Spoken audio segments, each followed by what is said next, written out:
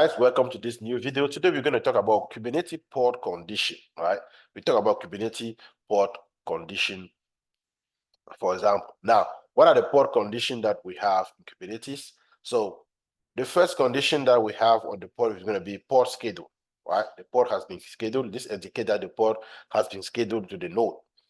Now, the second that we're going to have is port ready, indicate either the port is ready to serve request, a port has made it ready, right? Now, the third one is going to be initialize, right? Indicate whether all init container have started successfully. So that's in the case you have init container or not.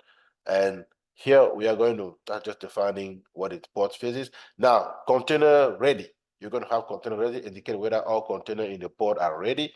And the last one on schedule, unschedulable. When a pod cannot be scheduled, for example, due to resource constraint, and like I mentioned earlier, pod on schedule means that something happened, you don't have enough resources, it is a volume, you're having a volume issue, or you're having a node selector issue, or you're having a node affinity or an anti-affinity issue, or you're having a pod affinity or pod anti-affinity issue, and this is gonna happen.